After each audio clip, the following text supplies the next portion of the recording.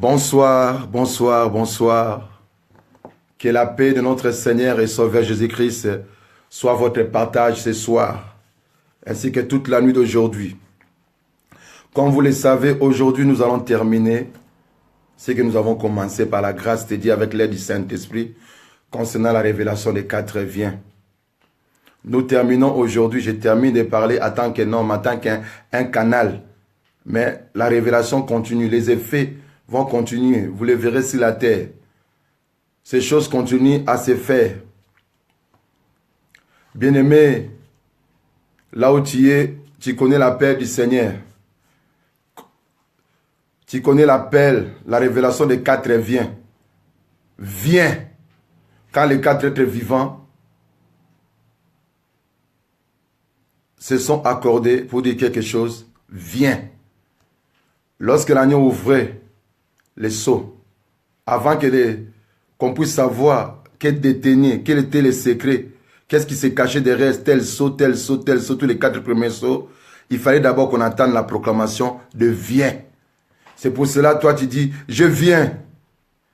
Merci, Maman Sivinien Bankeko. Merci d'être là. Quelqu'un peut dire, je viens. Je viens, Seigneur, je viens. La Bible dit, mieux vaut la fin d'une chose que son commencement. Nous avons commencé avec lui. Et nous voulons achever encore aujourd'hui avec lui par son aide. Car ce n'est ni par la force, ni par la puissance. Mais c'est par son esprit. Je viens, Seigneur, je viens. Je viens, Seigneur, je viens, je suis là. Jésus, je suis là. Seigneur, je suis là. Me voici, Seigneur, me voici dans ta présence. Seigneur, je viens encore cette nuit. Je viens répondre, Seigneur, à cet appel. Je viens m'approcher de toi, Seigneur. Je viens entendre ces paroles qui me font vivre. Ces paroles qui m'éclairent. Ces paroles qui me préparent. Ces paroles qui m'avertissent. Ces paroles qui me poussent, Seigneur, à marcher d'une manière, alléluia, oh, que tu désires, à marcher selon l'esprit. Ces paroles qui m'aident à ne pas me comporter comme tout le monde. Cette parole qui me positionne par rapport au temps que nous traversons. Je viens, Seigneur, je viens. Je viens ce soir, mon roi. Mais voici devant toi, je viens. Oh, l'agneau de Dieu, je viens, Seigneur, auteur de la rédemption. Mais voici, Jésus, je viens. Seigneur, je viens ce soir. Je viens ce soir, Seigneur, je viens t'écouter. Je viens, Seigneur, te laisser parler mon cœur. Et je veux aussi, Seigneur, te laisser écouter mon cœur. Alléluia. Je viens, Seigneur. Je viens répandre mon cœur devant toi comme de l'eau. Je viens te dire, Seigneur, le désir de mon âme, le désir de ma vie, Seigneur. Mon âme a soif de toi. Mon esprit, Seigneur, te désire. Mon esprit te réclame. Seigneur, je viens. Je viens, Jésus, je viens. Je viens écouter ta voix. Je viens, Seigneur, alléluia. Entrer dans ta présence, Seigneur. Je viens déverser mon âme comme de l'eau devant toi. Je vais répandre ma vie devant ton trône de grâce. Je viens, Seigneur. Je viens. Moi, Paulina, je viens. Moi, ta servante, ton serviteur, je viens, Seigneur. Je viens aujourd'hui, Seigneur, car tu as dit, si quelqu'un attend ma voix et qu'elle me suive. Tu as dit que mes brebis attendent ma voix et me suivent comme ta brebis. Seigneur, ma sœur Pauline est venue. Bonsoir, ma sœur. Elle est venue répondre à l'appel de sa vocation. À cet appel que tu l'appelles, oh Seigneur, dans ces derniers temps, dans cette terre, Seigneur, oh Dieu, pour qu'elle puisse, alléluia, achever son œuvre avec toi, avec l'aide du Saint-Esprit, achever sa sanctification avec toi, oh Jésus. Alléluia. Nous venons à toi, Seigneur. Seigneur, je viens, Seigneur. Je viens ce soir, Jésus. Seigneur, je viens. Pendant ces 13 jours, au lieu c'est le 14e jour, Seigneur, tu nous as conduits par la vertu de ta main puissante. Tu nous as conduits comme l'aigle et tu nous as amenés, Seigneur, à ta présence. Tu nous as ouvert les oreilles pour que nous puissions entendre les mystères, pour que nous puissions comprendre dans les temps dans lesquels nous nous traversons. Seigneur, auparavant, quand nous avons vu ça, nous étions comme Ésaïe, chapitre 29, verset 11 à 12, il a dit, je suis comme un homme qu'on me présente un livre sur lequel on ne peut pas lire car le livre est scellé. Alléluia. Il a dit, je suis comme un homme qui ne sait pas lire. On me présente un livre et dit, je ne sais pas lire. Alléluia. Je lis ça dans Ésaïe 29. C'est là que nous avons commencé notre message. Lorsque nous avons commencé le premier jour, la révélation des 4 vient. Parce que nous faisons une petite révision pour pouvoir conclure ce soir par la grâce de Dieu. Et nous disons que nous conclusons, mais nous allons conclure, mais le Saint-Esprit continue l'œuvre. Les événements continuent à avancer. Les chevaux sont toujours là. Les cavaliers sont en train de faire les œuvres. Parce que nous ne sommes pas encore arrivés à l'accomplissement de la manifestation de l'Antéchrist. Parce que c'est l'Église qui les retienne afin qu'il apparaisse à son temps. Mais nous lisons ces passages. Alléluia. Merci, maman, pasteur Wiki Soba de venir. Que Dieu te bénisse. La Bible dit, la vision d'Ésaïe, chapitre 29, verset 11 à 12. Alléluia, alléluia.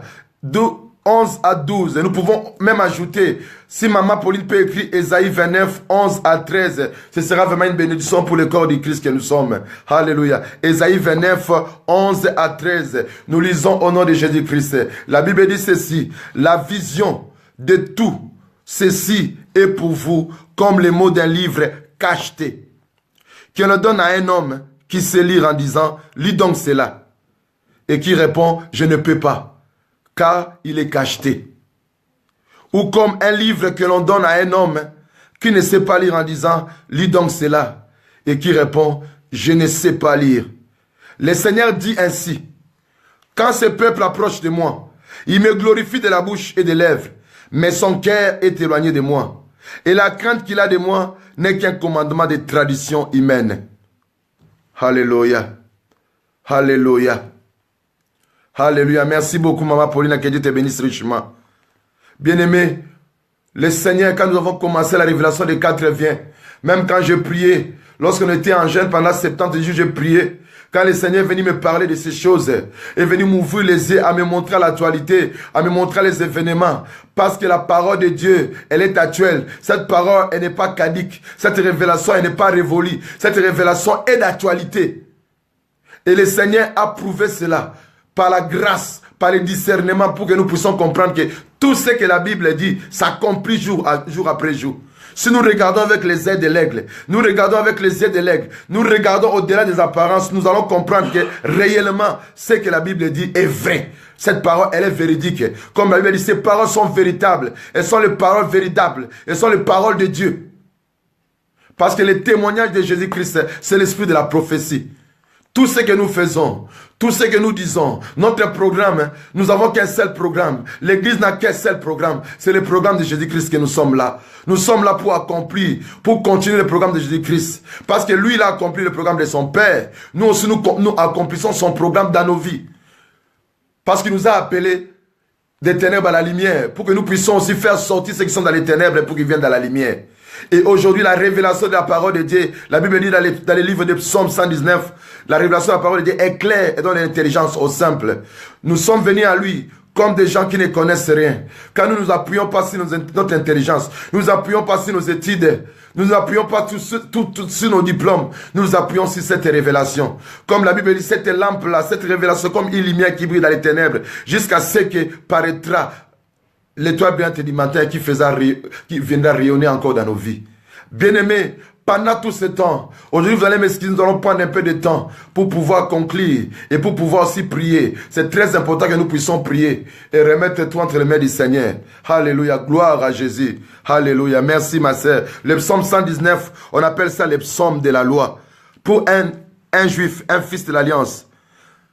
Le psaume 119, c'est un psaume, alléluia, qui a ce qu'on appelle 8 strophes, vous multipliez ça par 22, ce qui donne 100, alléluia, 176 versets. C'est un psaume qui a 176 versets. Cela veut dire, dans ce psaume, on appelle ça le psaume de la loi. Un enfant d'Israël devait mémoriser les 176 versets du psaume 119. Quand on appelle ça le psaume de la loi ou de la Torah, parce qu'il y a la loi orale et la loi écrite. Comme je dis hier, que la révélation de ta part, nous sommes les ministres, non de la nouvelle alliance, non de la lettre, mais de l'esprit. Car la lettre tue, mais l'esprit vivifie. Dieu a donné la loi écrite, mais il fallait interpréter cette loi-là. C'est pour ça que la loi orale est venue. C'est par la vertu du Saint-Esprit. Les hommes ont écrit, mais la lettre tue. Mais ce qui vivifie, c'est l'esprit. Comme je dis, nous ne sommes pas les traducteurs de la Bible. Nous sommes les interprètes par la vertu du Saint-Esprit. Car le Saint-Esprit lui-même interprète à nous cette révélation. Et un enfant d'Israël était appelé à connaître ces 176 versets. On appelait ça les ABC de la loi. Cela veut dire la Bible commence à errer ceux qui sont intègres dans leur voie. Ça veut dire celui qui a mémorisé ça, celui qui a compris ça, c'est pas de mémoriser ça comme étant la récitation du corbeau de renard, c'est-à-dire de vivre ça, de manger ça, d'incorporer ça, c'est-à-dire d'imprimer ça en nous, en fait de l'exprimer dans notre actualité, dans notre vie. Parce que Dieu imprime les choses en nous, afin que nous puissions l'exprimer. Alléluia. Dieu a imprimé la révélation en nous, il a imprimé sa nature en nous, afin que nous puissions l'exprimer. Alléluia, dans ce monde. C'est pour cela, bien-aimés, nous devons, alléluia, manger cet agneau dans l'entièreté, manger cette révélation, obéir totalement à la parole de Dieu. C'est pour cela, nous avons parlé pendant ce temps que cette révélation était scellée, cette révélation était cachée. La révélation, c'est quelque chose, comme le mot dit, c'est quelque chose qui a été voilé, mais Dieu dévoile, Dieu révèle. Et nous avons lu un livre qui s'appelle La Révélation. Dans ce livre, on parle de la révélation que Dieu a donnée à son Fils Jésus-Christ. Jésus-Christ a donné à son ange a traduit, a donné ça à l'ancien, celui qui est resté à l'église comme étant contemporain du Christ, parce que lui était avec Christ, il est resté longtemps, c'est les 5 disciples qui est resté longtemps, les autres étaient presque morts, il était resté le dernier, et lui il était un témoignage, il était un espoir, parce que c'est quelqu'un qui a vu le Christ à la chair. Et qu'est-ce que celui qui dominait à cette époque-là, il a fait quoi, bien-aimé? Alléluia. Il a voulu, alléluia, frisser la chrétienté. Il a voulu, alléluia, décourager la chrétienté. Qu'est-ce qu'il a fait? Il a isolé, il a exilé plutôt cet homme-là dans l'île de Patmos qui se trouve à Turquie actuelle. Il a exilé cet homme-là parce qu'à l'ancien temps, c'était la province d'Asie qu'on appelait l'Asie. C'était la province romaine. C'était sous occupation romaine. Et on appelait ça l'Asie. Aujourd'hui, c'est la Turquie. La Turquie que nous attendons, c'est ça la Turquie. Et tous les 7 lettres-là représentent les 7 églises qui étaient dans la Turquie actuelle. Mais cela représente le chiffre 7, nous avons dit, c'est le chiffre de la totalité, c'est le chiffre de la perfection. C'est-à-dire, ça représente, ça englobe toutes les églises du Christ dans le temps et dans les périodes et les histoires. Et pendant ce temps, la Bible nous a posé, on a constaté quelque chose qui s'est passé. Le Seigneur Jésus-Christ a reçu la révélation. Comme je insiste toujours, il a dit, le Père, personne n'est monté aussi, ce n'est que celui qui est descendu, celui à qui le Père veut révéler. Le Père a donné tout au Fils, il aime le Fils, il a donné la révélation pour qu'il nous le transmette. Il a transmis cette révélation. Et nous avons commencé notre message par la grâce de Dieu, le message du Seigneur dans Apocalypse chapitre 5, où il y avait une question. Jean a été amené au ciel. Jean, dans Apocalypse 4, on a dit à Jean, monte ici. Comme aujourd'hui, Dieu t'a fait monter. Dieu t'a donné les yeux de l'aigle pour que tu vois au-delà des apparences. Dieu te donne les discernements pour que tu puisses saisir l'essence de ce moment, de ce temps. Tu puisses comprendre à quel temps que nous sommes. Dieu te donne l'intelligence de fils d'Isaac. Aujourd'hui, il a plus que même le fils d'Isaac. Dieu donne l'intelligence parce qu'il y a l'Esprit de Dieu. L'Esprit Saint est plus que le fils d'Isaac. Aujourd'hui, il n'y a pas de fils d'Isaac, il y a le fils de Dieu. Parce que le Saint-Esprit en nous crie Abba Père. Le Saint-Esprit en nous confirme que nous avons été adoptés, par Dieu. Nous sommes devenus de fils et de filles de Dieu. Comme il a dit, j'habiterai au milieu de vous, je serai votre Dieu, vous serez mon peuple, vous serez pour moi des fils et des filles, je serai votre Père. Dieu est devenu notre Père par la vertu du Saint-Esprit. Et pourquoi? Parce que nous avons cru à cette parole, la Bible dit, à ceux qui ont reçu à cette parole, à ceux qui ont cru à cette révélation, ils ont donné le pouvoir de devenir enfants de Dieu. C'est pour cela, Dieu ne peut pas cacher cela à ses enfants. Dieu a préparé ça pour ceux qui l'aiment. Comme Jésus a dit, je te loue Père, car tu as caché cette révélation aux grands de ce monde, mais tu as révélé aux petits enfants. Les petits enfants, cela veut dire les technos, ceux qui sont nés de nouveau, ceux qui sont nés de la maternité céleste, ceux qui vont aller dans la nouvelle Jérusalem. C'est vous. C'est nous. C'est pour cela la parole a commencé par Apocalypse chapitre 5. On voit un livre scellé scellé de 7 sceaux, écrit du dedans. La question était, ce livre se trouvait dans la main droite de celui qui était assis. Celui qui était assis. La main droite, c'est la main qui commande, la main qui ordonne, la main qui a le pouvoir d'admettre et d'exclure quelqu'un. La main le pouvoir de donner la vie et de retirer la vie. La main le pouvoir de retirer, de relever du fumier l'indigent et le faire asseoir parmi les grands. La main qui a le pouvoir de résister aux orgueillés. La main le pouvoir, alléluia, de prendre 1 zéro, de faire de lui 1 euro. La main qui ordonne, la main puissante. Et la question a été posée. La question, ce n'est pas qui va ouvrir les livres. La question, c'est qui a les compétences requises pour ouvrir les livres. Qui pouvait interpréter ces livres-là, qui contenaient les choses, les desseins de Dieu. Si ce n'est que Dieu lui-même, maman Odette, soit béni. Si ce n'est que Dieu lui-même. C'est pour cela qu'on a cherché dans les ciels personne. Dans les ciels, les anges de Dieu, le puissance, le trône, les dignités, les autorités, le vertu. Et les dignités qui sont autour du trône de Dieu n'ont pas pu, même les archanges, n'ont pas pu ouvrir les livres. Même notre défenseur, l'archange Michel, celui qui est chargé de l'enlèvement du corps des saints, celui qui est l'archange de l'enlèvement, il n'était pas digne. Il a fui. On a regardé sur la terre, parmi les saints, personne. On a regardé même sous la terre, parmi les morts et les anges déchus. Personne ne pouvait. Personne n'avait ces compétences-là requises. Alors on devait poser la question, qui devait venir ouvrir ces livres-là?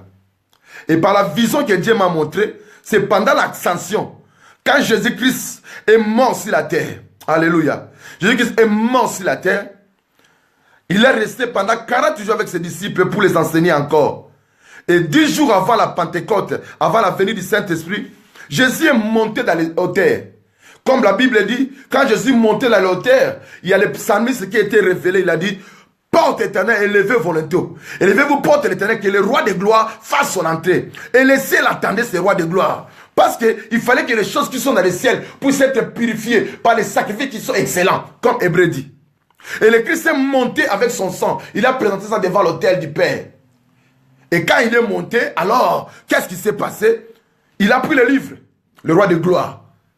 Quand il a pris le livre, alléluia. Parce que Jean s'est posé la question. Il a dit, cet homme, quand il est venu, il nous a sauvés, il nous parlait, il a fait des miracles. Et maintenant, il n'y a personne pour interpréter ça. Personne pour expliquer ça. Qu'est-ce qui va se passer maintenant? Qu'est-ce qui va se passer? Nous sommes perdus. Aujourd'hui, bien aimés, actualisons cette parole-là. Devant ce qui se passe aujourd'hui. Parce qu'aujourd'hui, on nous parle de la mondialisation. On veut rendre mondial. Cela veut dire, tout, on veut englober tout en un. La politique, l'économie, les sociales, ensemble. On dit que non, ça va nous aider à avancer. Mais nous avons vu que cette mondialisation-là, qu'est-ce qu'elle a généré? Elle a généré des crises graves.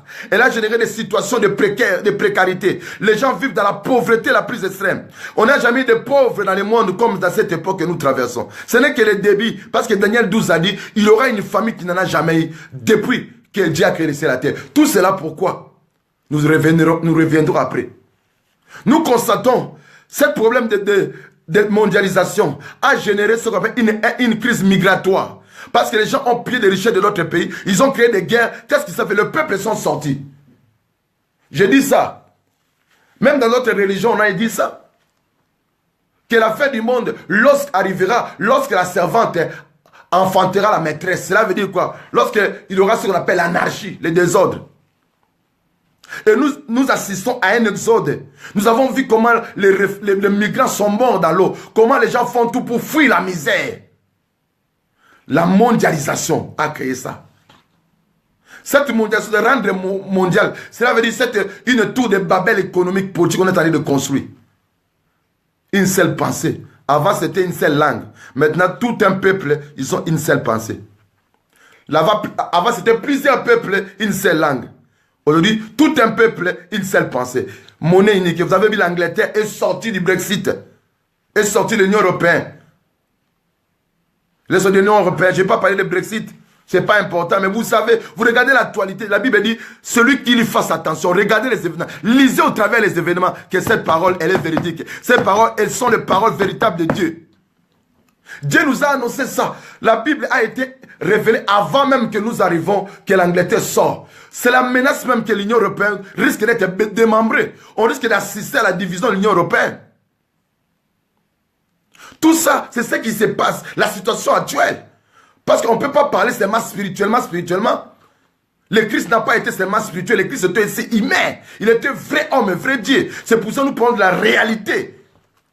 Nous ne sommes pas en train de bercer les gens d'illusions. Il y a une réalité qui se passe maintenant. Le Christ est humain. Il est aussi Dieu. Cela veut dire qu'il a vécu avec les hommes. Et nous, en tant qu'humains, il y a des choses qui se passent. Nous allons pas dire, ah, nous ne sommes pas du monde, ça ne nous regarde pas. Non, nous devons faire attention à la Bible quand nous voyons ces choses-là. Aujourd'hui, il y a beaucoup d'esclaves. Il y a ce qu'on appelle une catégorie de gens qu'on appelle, excusez le terme, oligarchie. L'oligarchie, c'est quoi? Il y a une minorité de personnes qui détiennent le pouvoir dans le monde. Il y a 1% de gens qui détiennent le pouvoir au détriment des autres. Des gens qui ont beaucoup d'argent. Pas beaucoup, mais il y a des pauvres. Il y a beaucoup de pauvres. Et pourtant, je dis toujours ça, parce que moi je suis un chercheur. Je dis toujours ça, le pape Jean-Paul II, avant de mourir, avec une lettre, il a dit, à l'aube du 3e millénaire, il a dit quoi? Il a prophétisé même dans cette lettre, il a dit, la terre est assez grande pour que tout le monde puisse manger à sa faim. Mais à cause de l'égoïsme de l'homme, parce qu'on a tourné le dos à Dieu, parce qu'on a refusé, on s'est créé des crevasses vides. Alléluia. Des citernes vides où il n'y a pas d'eau. On a rejeté la vraie parole. L'homme vit dans l'égoïsme. Comme la Bible dit, la charité du grand homme sera refroidie. C'est la preuve, bien aimé. Le pouvoir est détenu par une minorité de gens. Ces gens-là font tout. Ils dirigent le monde. Ils créent des guerres partout dans le monde, en Afrique. Si aujourd'hui tu ne l'écoutes pas, on te fait partie du pouvoir. Coup d'État, un terroriste vient là-bas, on menace, opposant. Tu quittes le pouvoir. Nous avons perdu les Thomas Sankara. Nous avons perdu les grands leaders. Nous avons perdu Kadhafi. Quand vous exigez contre ces gens, ils ont la force. Pour le moment, c'est eux qui commandent de Dieu. Mais moi, j'annonce que l'heure puisqu'il arrive. Au nom de Jésus. Et nous sommes dans un temps où il y a beaucoup... Jamais l'humanité a été ici dans les ténèbres. Nous sommes devenus des esclaves d'un système. Nous travaillons, nous gagnons rien. Nous souffrons. Parce qu'il y a une minorité de personnes qui détiennent le pouvoir. Les gens ont parlé ça. Même le prophète William Marion Branham, il a dit ça. Il a dit ça, il a prophétisé ça. Aujourd'hui, beaucoup de gens, quand ils parlent des paroles, c'est comme si c'est eux-mêmes qui parlent. Oh, il y a des gens qui ont déjà annoncé ça. Parce qu'il n'y a rien de nouveau sur le soleil.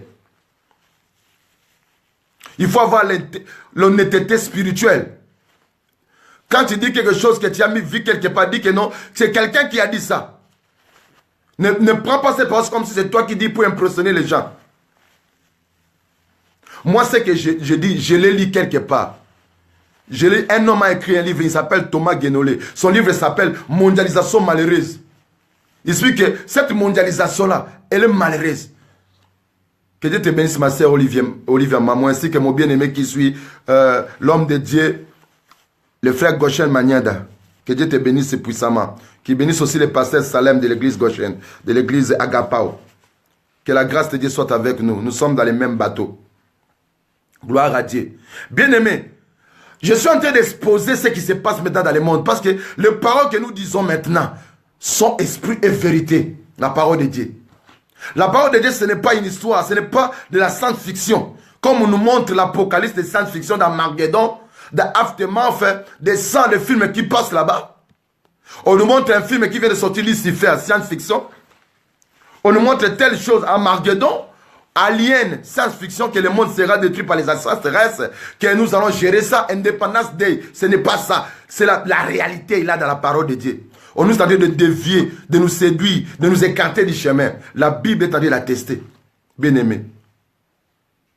Beaucoup de gens sont en esclavage. Regardez cette crise des migrants. À génération, on appelle la xénophobie. On déteste les étrangers. Si on n'avait pas créé cette famille là-bas, est-ce que les gens allaient venir? Le monde va entrer dans une phase vraiment abominable, bien-aimé. Il y aura une haine qui n'en a jamais eu. Ce que les gens avaient caché dans les cœurs, ils vont les manifester. Tout ce qui est caché sera manifesté. Et nous avons cette obligation-là d'exhorter. L'Église doit être le premier à être révélée. Ce qui est triste dans toute l'histoire de la Bible, même quand Dieu voulait susciter un héros, c'était les païens, les sorciers qui étaient avertis. Quand Dieu a cité Moïse à dessein, dans le monde des ténèbres, les magiciens de Pharaon étaient au courant. Ils ont dit, il faut tuer tous les mâles.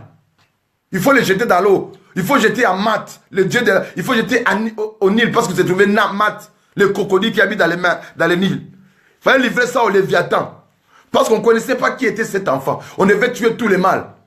Parce qu'on savait que dans leur présage, dans leur prédiction, un homme viendra. Il va terroriser, il va bouleverser la royauté pharaonique. Quand Jésus est venu, le mage, les gens qui faisaient l'astrologie, les grands mystiques, ils ont compris qu'il y a une étoile, ils ont observé que le Christ était né. Ils sont venus même chercher le roi Hérode pour lui parler. Le roi Hérode a vu que la naissance d'un enfant a menacé sa royauté. Il connaissait que la naissance de cet enfant-là va menacer sa royauté. Qu'est-ce qu'il a fait? Il a usé de diplomatie, de ruses, de stratégie. Il a dit, allez vous renseigner, venez me dire. Et comme ils ne savaient pas, le Seigneur les a parlé. Il a parlé même au mage. Dieu parle même au mage. Et nous savons qu'est-ce qui s'est passé. Hérode a dit, comme je ne connais pas ces garçons, tuez tous les garçons à partir de tel âge. Il s'est renseigné. Hein? Même la naissance de Jésus, les enfants, les nouveau-nés se sont sacrifiés pour que Jésus soit dans le monde. Jésus même a fui en Égypte. Là, tout ça, ce sont toujours les gens méchants, les occultistes qui sont au courant de tout. Mais Jésus a dit, les enfants des ténèbres sont plus intelligents que les enfants de la lumière. Nous ne comprenons rien. Nous nous berçons d'illusions. Il y a des choses qui se passent. Est-ce que l'Église est préparée à affronter ça? Même si nous serons enlevés, Dieu peut faire en sorte que nous passons la tribulation. Parce qu'il y a quand même une tribulation. Parce que Jésus a parlé d'une tribulation de la chair. Nous vivons déjà une certaine tribulation qui était bénisse, ma sœur Solange Bassole. On a dit que non, on est en train d'évoluer sur les plans d'expression géopolitique ou socio-économique. Mais on n'évolue pas. On travaille. Ceux qui travaillent sont découragés. Ils doivent payer des sommes exorbitantes à l'État. Donc les gens vivent dans la précarité, dans la pauvreté. Donc on est dans un temps où les gens souffrent. Il y a beaucoup d'esclaves. Nous sommes devenus esclaves d'un système. Pourquoi ce système? Et devant tous ces questionnements-là, tout ce que je vous ai montré là, toute cette analyse de la situation actuelle, parce qu'il y a beaucoup de choses à dire. Vous avez vu ce qui s'est passé, que la Russie et les États-Unis sont en train de se battre pour... Ils se sont battus pour l'Ukraine. Maintenant, ils sont en train de se battre pour la Syrie. Vous savez ce qui se passe. On n'entre pas dans la politique, mais vous savez, vous voyez par les infos. Il y a quelque chose qui se prépare, mais est-ce que quelqu'un comprend cela? Le Seigneur nous parle, la révélation. Si le livre de 7 sceaux n'est pas scellé, n'est pas décelé, si ce livre n'est pas interprété, si la personne pour nous dire les desseins de Dieu par rapport à ce temps, qui va nous dire? Nous sommes perdus. Qui subsistera, comme on a posé la question à Jésus, qui sera sauvé? Il a dit, cela est impossible aux hommes, mais c'est possible à Dieu. Sois béni, maman de Mireille. C'est pour ça que le Seigneur, dans sa grâce, il révèle. Il montre cet homme, parce que nous avons dit, le livre scellé de 7 sceaux, c'est le départ de tout. Pourquoi ce livre est scellé?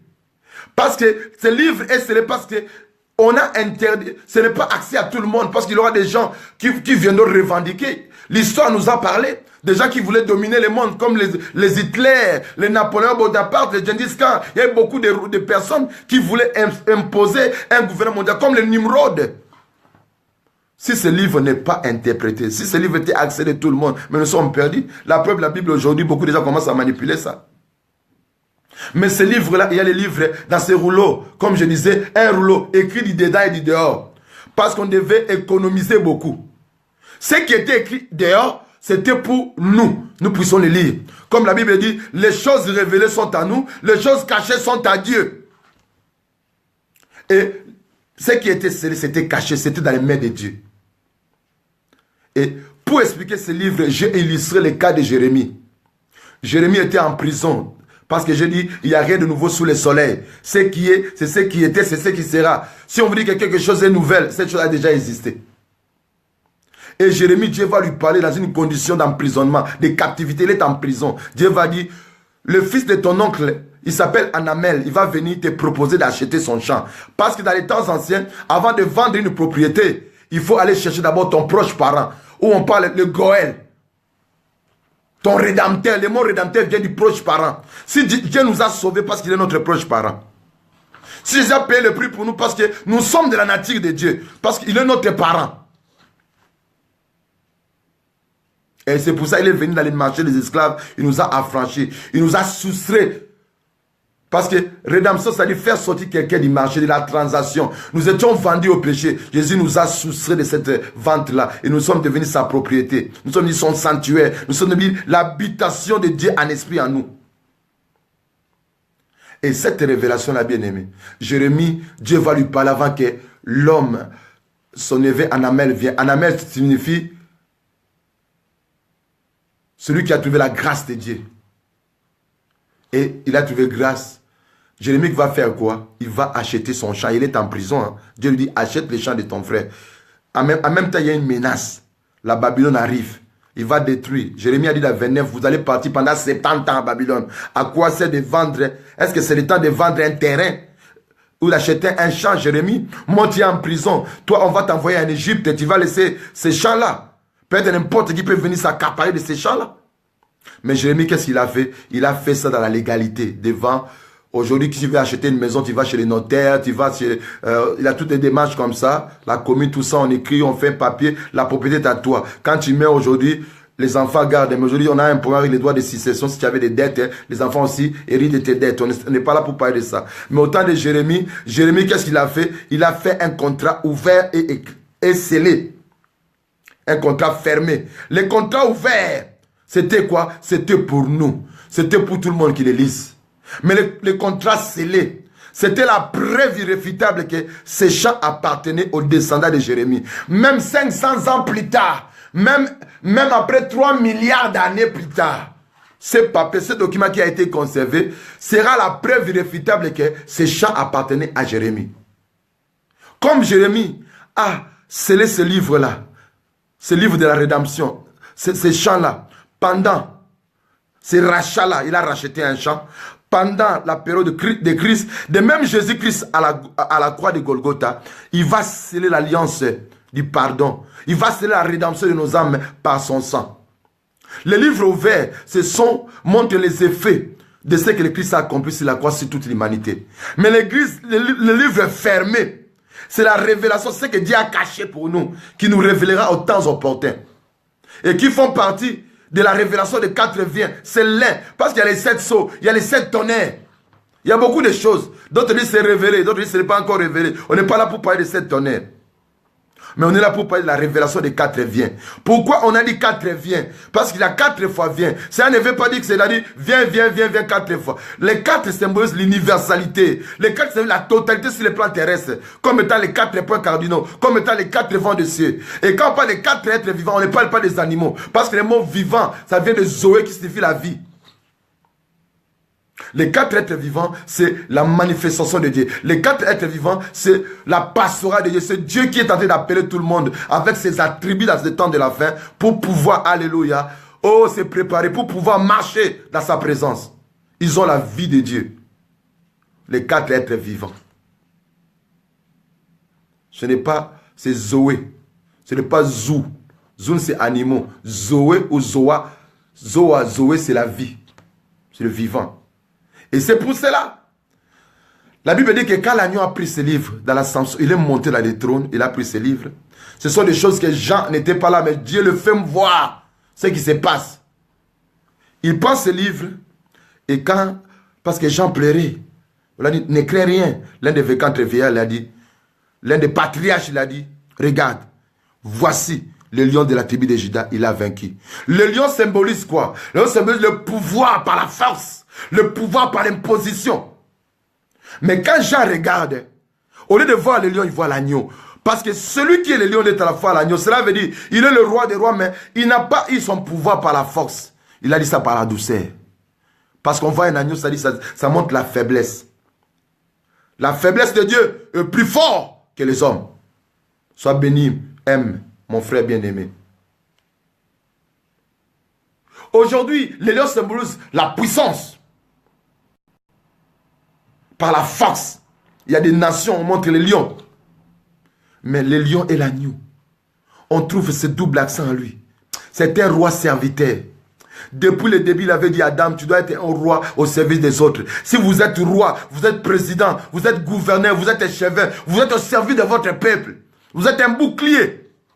Je réponds à cette parole. Vous êtes des boucliers de la terre. Nous devons prier pour vous. Nous devons vous respecter. Nous devons vous honorer. Mais quand tout ne va pas bien, en tant que des prophètes, nous devons vous parler. Quand il y a quelqu'un qui est le grand bouclier, qui est souverain élevé, c'est Elohim. C'est Yoshua Mashiach. C'est Jésus. Celui qui est l'auteur de cette révélation. Voilà pourquoi, bien-aimé, sois béni Carole Menga, ma sœur. Voilà pourquoi, bien-aimés, nous revenons. Parce que nous avons dit ce qui se passe. Cette parole n'est pas une invention. Nous ne sommes pas des gens carrés, des gens carrés. Nous disons des choses qui sont vraies. Ce que je dis, c'est vrai. Vous voyez ce qui se passe maintenant. La famine. La famine pousse les gens à émigrer vers l'Europe. La famine pousse les migrants à venir. La persécution. Parce qu'il y a des gens qui s'acharnent à piller. Ils pillent. Quand vous arrivez, on dit, vous n'êtes pas chez vous. Allez, enfermez là-bas. Il faut demander l'asile. Pourquoi vous êtes venu faire ici? Quelle méchanceté.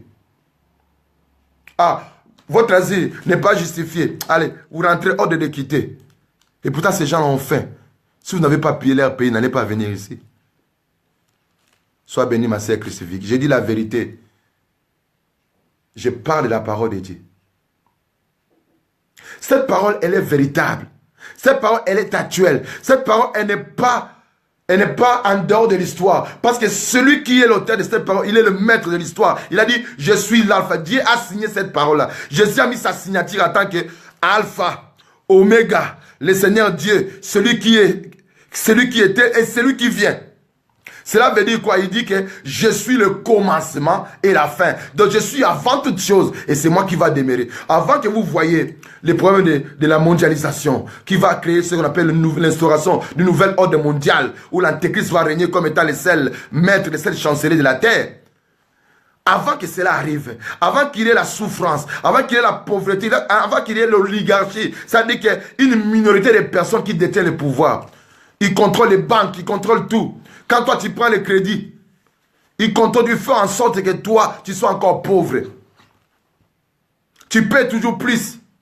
Ils ont créé un système pour que tu puisses t'endetter toujours. Qui n'a pas de dette dans ces pays? Même moi qui vous parle. Le salaire ne suffit pas, il faut des dettes. On t'envoie des lettres, on te reçoit avec un café. Ah, il faut signer les contrats. Ah, ceci. Quand tu n'as pas l'argent, saisis les salaires sans pitié. Tu pleures.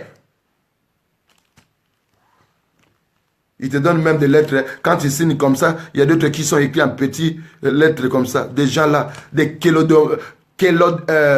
la Bible a parlé de ça dans la Genèse. Ces gens-là, parce que ce système a existé depuis longtemps. Ces rois s'appelaient Kélodomaïr, comme ça, au temps d'Abraham. Celui qui a instauré ce système-là bancaire. Ce système ancien. Il y a des gens qui sont mieux placés pour vous parler de finances. J'ai vu mon bien-aimé qui va faire un séminaire sur la finance. Mais il faut toujours écouter. Vous allez découvrir beaucoup de choses. Nous devons avoir l'argent. Nous devons gérer l'argent. Nous devons avoir de l'argent. Les chrétiens ne doivent pas être pauvres. Parce que Dieu n'est pas pauvre. Nous devons avoir de l'argent. Mais avoir les gens dans les Seigneurs. Avoir de l'argent pour que les autres aussi puissent en bénéficier. Parce que Paul a dit, Dieu va nous bénir en sorte que nous puissions avoir encore davantage pour bénir les autres. Mais il y a des gens qui sont riches. Une minorité des gens qui sont riches au détriment des autres. Et ces gens-là continuent à être riches. Ils mettent au monde des enfants. Les enfants viennent, ils trouvent l'argent. Ils mangent avec les cuillères en argent doré. J'explique cela, je ne suis pas contre les richesses. C'est pour expliquer que ce qui se passe maintenant. Une certaine inégalité dans la société. Jésus avait raison. Il a dit, vous ne trouverez pas la solution à cela. Parce que les pauvres, vous aurez toujours, mais moi, vous ne m'aurez pas. Il viendra. Et dans la révélation des 4 vient. Quand l'agneau a pris le livre de 7 sceaux, nous ne savons pas quel était ce livre. Je dis, ce livre-là, on a connu à cause de la louange. La louange de ces créatures-là qui disaient, je vais lire, bien aimé. Je vous ai dit qu'aujourd'hui, on a encore un peu de temps. On va adorer Dieu. C'est un résumé. On conclut aujourd'hui. On va adorer Dieu aujourd'hui. On va lever ce Dieu-là. On va élever. La Bible dit ceci.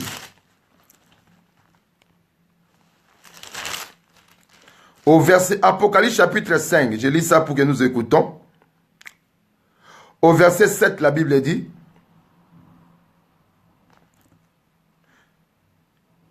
au 6, et je vis au milieu du trône et des 4 êtres vivants, et au milieu des anciens, un agneau debout qui semblait immolé. Et il avait 7 cornes et 7 yeux, qui sont les 7 esprits de Dieu envoyés par toute la terre. Les 7 esprits de Dieu. On va citer ça aujourd'hui. Il vint recevoir le livre de la main droite de celui qui était assis sur le trône, lui le digne. Quand il y reçut le livre, quand il a pris seulement le livre, il a un bouleversement, il y a quelque chose qui se passe au ciel. Il y a de l'agitation. Les 4 êtres vivants et les 24 anciens, parce qu'ils existent, ces 4 êtres vivants, ils sont dans le trône de Dieu, se prosternèrent devant l'agneau, tenant chacun une harpe et des coupes d'or, remplies de parfums qui sont les prières des saints. Bien-aimé, ta prière, c'est un parfum devant Dieu. Et ils chantaient un cantique nouveau en disant, tu es mieux placé, tu as les compétences requises, tu as la légitimité, ou tu es digne de recevoir le livre et d'en les sceaux, car tu as été immolé et tu as racheté pour Dieu par ton sang des hommes de toute tribu, de toute langue, de tout peuple, de toute nation. C'est pour cela qu'il y a le mot rachat. Rachat signifie quoi? Racheter, c'est-à-dire délivrer, payer le prix. Dans ce livre de rachat, c'est-à-dire le livre de la rédemption. Le document qui était scellé, c'était le livre de la rédemption. Le livre de la rédemption, c'est-à-dire c'est là où on parle de la croix. Il a racheté les gens où? À la croix de Golgotha. Donc, la croix est le summum de la vie chrétienne. On ne peut pas croire, on ne peut pas parler de Jésus sans la croix. La vie chrétienne, on passe par la croix. On doit expérimenter la mort à soi-même. Sois béni l'homme de Dieu. On doit mourir en Christ pour vivre, au péché pour vivre en Christ. On doit passer par la croix. La croix, cela veut dire, c'est là où, ça signifie que Satan, tu t'arrêtes ici. C'est l'accomplissement de Psaume 35, où le psalmiste a dit, Seigneur, Dieu est devenu l'ennemi de tes ennemis. Il s'est levé. Il a pris le petit bouclier et le grand bouclier pour te secourir. Le petit bouclier, c'est la foi que tu as. Le grand bouclier, c'est la foi. C'est la foi de Dieu. Parce qu'il y a la foi en Dieu et la foi de Dieu. Tu dois avoir la foi de Dieu et la foi en Dieu. Dans ce temps-là, il ne suffit pas d'avoir la foi en Dieu. Il faut avoir la foi de Dieu. Donc, il faut prendre acte de Ephésiens 2, verset 6. Parce que Dieu nous a restés ensemble avec Jésus-Christ. Il nous a fait asseoir à sa droite au-dessus de cette domination. Il faut que tu puisses expérimenter ça. Aujourd'hui, nous périssons par manque de connaissance du sacerdoce, c'est-à-dire du service que le Seigneur nous a donné. Nous devons faire en sorte pour retrouver notre position à la droite de Dieu. L'autorité, nous l'avons vu dans ces temps aussi. Pas seulement nous allons attendre de mourir, même dans le présent ici. C'est pour ça que les gens qui payent le prix, on le dit parfois, ils sont des féticheurs. Pas tous. D'autres payent le prix. Ils ont compris. Ils ont payé le prix. Et le prix que nous devons payer, c'est la foi. Pas la foi en Dieu seulement. La foi de Dieu. Je vais expliquer ça un autre jour. On ne peut pas ouvrir tous maintenant. Et la Bible dit, c'est le livre de la rédemption. Et qu'est-ce qu'il disait? Tu as fait un royaume et des sacrificateurs pour notre Dieu, ils régneront sur la terre. Jésus-Christ est le premier-né d'entre les morts. Il a créé un royaume. Ces royaumes-là, ceux qui vont être là, ce sont ceux qui ont offert leur corps sur la terre comme un sacrifice vivant, saint et agréable à Dieu. Ces gens-là qui ne se sont pas conformés au siècle présent, mais qui ont vécu les renouvellements d'intelligence, qui ont compris la volonté de Dieu, qui ont discerné ce qui est bon, agréable et parfait. C'est ces gens-là qui vont régner avec lui. Une nouvelle humanité, des sacrificateurs, de prêtres. Et la Bible dit quoi? J'ai regardé ça, c'est la louange. C'est pour vous dire que ce livre, c'est le livre de la rédemption. C'est là le but de tout. Tout s'est passé. Le livre ouvert nous dit à la croix, Jésus est mort pour nous. Jésus est mort, voilà les conséquences de la croix. Nous sommes libérés, tout est accompli. Nous avons le pouvoir. Le diable ne peut plus nous tromper. Nous avons l'assurance. Parce que quand Jésus est venu, les rachats avaient 3 sortes de rachats. Il y avait un seul rachat, mais ça devait faire de 3 manières. Il y a les rachats de l'esclave, les rachats de la propriété et les rachats de la descendance de la femme. La femme qui était stérile ou la femme qui n'arrivait pas à enfanter. S'il n'enfantait pas avec son mari, on devait l'épouser pour lui donner un enfant, qu'on appelle ça les léviras. Et Celui qui était vendu esclave à cause de ses dettes, quand les jubilés arrivaient, on devait le libérer. Ou les racheter. On devait payer le prix pour les racheter. Une propriété comme le cas de Jérémie qui a acheté la propriété de son frère, comme le cas aussi de Ruth où Boaz va acheter la propriété de son frère qui était Elimelech à Naomi, et il va épouser Naomi pour dans les Lévira pour lui donner une descendance. La propriété. La Bible dit que le monde entier est sous la puissance du mal. Le Christ a accompli. Il tient ce document-là. Le diable est en train de s'acharner. Il sait qu'il a été vaincu. Il te fait croire, il te fait douter de ton salut comme il a fait à Golgotha. Est-ce que Dieu a tellement, excuse-moi, il a fait au jardin d'Éden. Il a douté de la parole. Il te fait douter de la parole de Dieu. Il te fait douter. Est-ce que toi tu es vraiment sauvé? Tu as des problèmes. Tu vas regarder comment tu as des problèmes. Est-ce que tu es vraiment sauvé toi? Tu n'es pas sauvé, mon frère. Il te dit comme ça. Mais moi, je veux dire à quelqu'un, Dieu sauve une fois, pas deux fois. La Bible, il a amené à la perfection, une fois pour toutes, tous ceux qui sont sanctifiés. La question, c'est d'être sanctifié. La question, c'est de se mettre à part. La sanctification, c'est avant tout la consécration. Quand tu te consacres à Dieu, c'est-à-dire que tu te mets à part déjà pour Dieu, pour son œuvre. Et c'est pour cela, cette adoration-là, cette louange-là, on a proclamé, Alléluia, les 7 esprits. Écoutez les 7 esprits.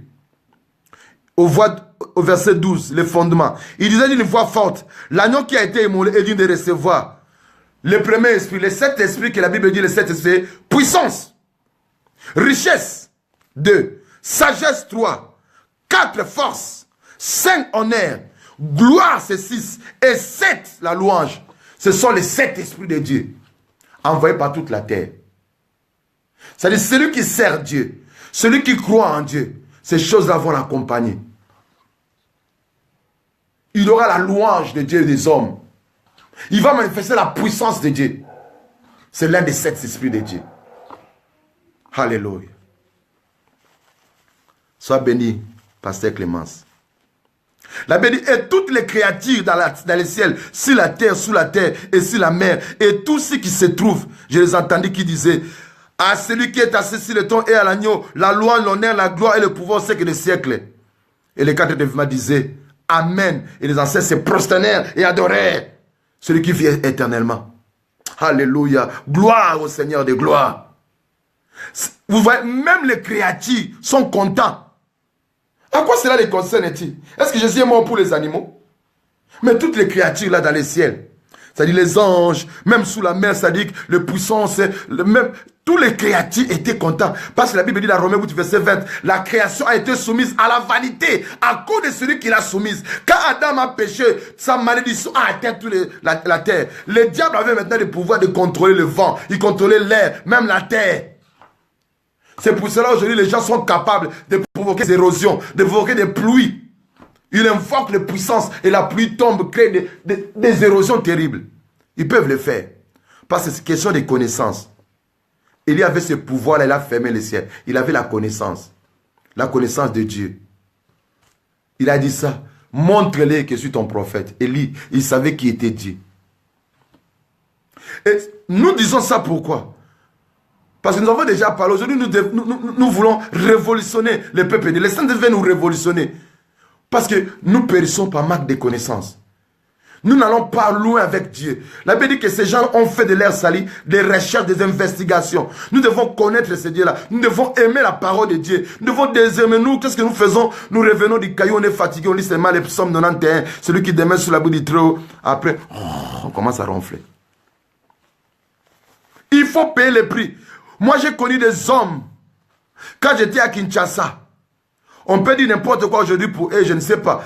Le pasteur Kiziamine allait dans la forêt prier. Moi, j'allais à Yolo là-bas prier dans son église. Où il avait le cinéma de Suzuki, s'il se rappelle. Moi, j'allais là-bas à l'église prier. Ces gens ont prié. Ces gens ont payé le prix. C'est pour ça qu'ils ont vécu la gloire. Parce que ça fait partie de cet esprit de Dieu. Celui qui cherche l'agneau, il va vivre la gloire, la louange, l'honneur, la puissance, la force, la richesse. Pas la pauvreté. Pas qu'on nous dise pas qu'elle est pauvre quand le royaume de cieux en est. Ils ont dit heureux les pauvres, mais les pauvres en esprit, c'est-à-dire ceux qui sont venus comme étant ils n'ont rien. Ils ont venu se dépendre de l'agneau. Et la Bible dit, quand ils ont fait ça, ils ont adoré l'agneau. C'est ça que nous avons comme ce livre de la rédemption. Le but de la révélation des 4 vient, c'est pourquoi quand l'agneau a ouvert les livres de la rédemption, ce livre-là qui était scellé, le livre ouvert, on nous parle de Saint-Esprit, on nous parle de ceci qui va arriver, on nous parle de ceci. Sois béni, bien-aimé, Jean de Dieu. Demain, on va conclure notre histoire. Parce que je termine aujourd'hui, mon bien-aimé. Merci pour ta patience, pour ta bonté. Et la Bible dit quoi? Maintenant, Dieu est en train de montrer à son serviteur les choses dans le monde spirituel. Les choses ici, ce n'est pas dans le monde spirituel. Ce n'est pas comme au monde de la terre, un cheval en train de chevaucher. Non. Quand on ouvre le premier seau, qu'est-ce qui se passe? L'un des 4 êtres vivants, qui est comme le lion, il dit, viens. Viens, cela veut dire quoi? C'est un appel. C'est l'impératif. C'est un commandement, un ordre que Dieu donne. Viens. Dieu nous appelle de venir. Il appelle d'abord, viens.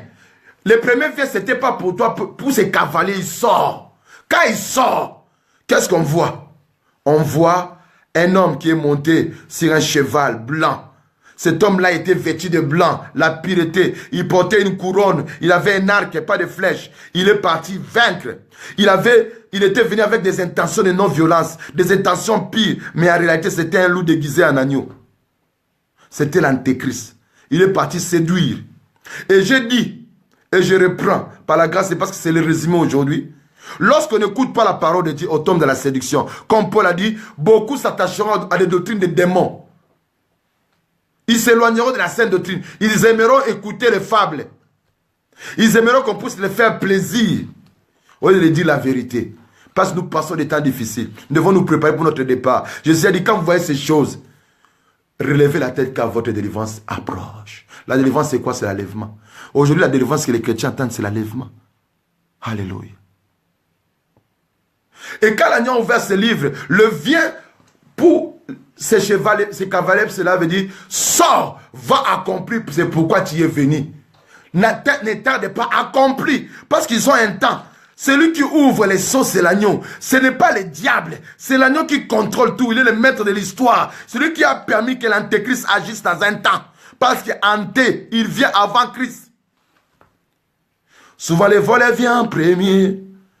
Et les sauveurs en dernier. Il s'appelle Oméga. L'antéchrist vient en premier.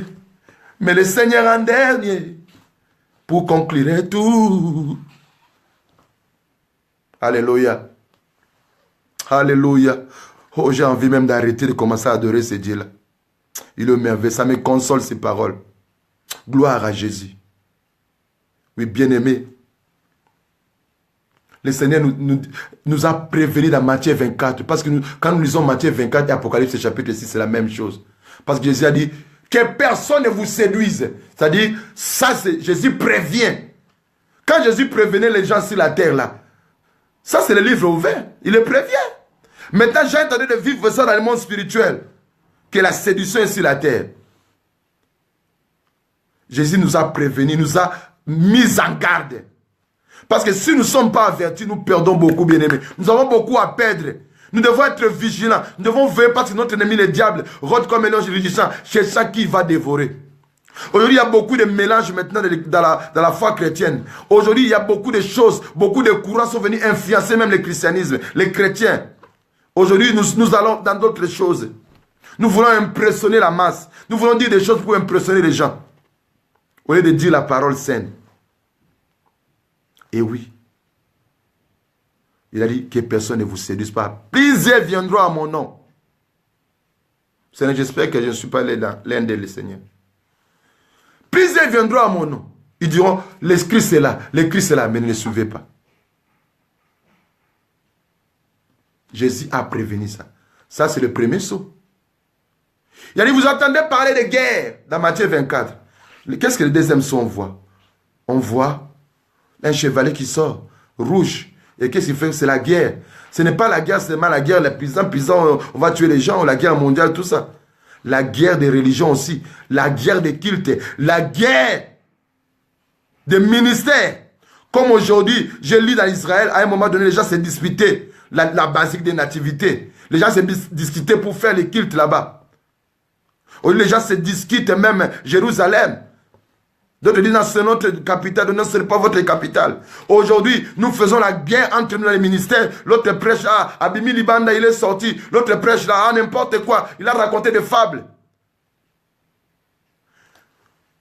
Nous sommes divisés. Le même fait commence à se combattre entre eux. Jésus a dit, un royaume divisé contre lui ne peut pas subsister. Aujourd'hui, les chrétiens sont occupés à se critiquer, à se jeter le pic, au lieu de travailler ensemble, au lieu d'être ces 4 êtres vivants. Il faut dire, je suis les 4 êtres vivants. C'est-à-dire, nous sommes un dans le Seigneur. C'est la pastorale universelle en Christ Jésus. Ce n'est pas un tour de Babel, ce n'est pas un écuménisme, mais c'est la pastorale universelle en Christ Jésus. Par les 4 êtres vivants existent en tant que l'émanation de Dieu. Le lion symbolise la force, poussant la royauté. Et la Bible dit que nous devons être comme des lions. Nous sommes un peuple. Nous devons nous dresser comme des lions. Ça veut dire, dans ce cas, l'antéchrist vient, soit les lions, déchire la séduction. Déchire le péché de la séduction. Que cette onction de lion soit sur toi pour déchirer le péché.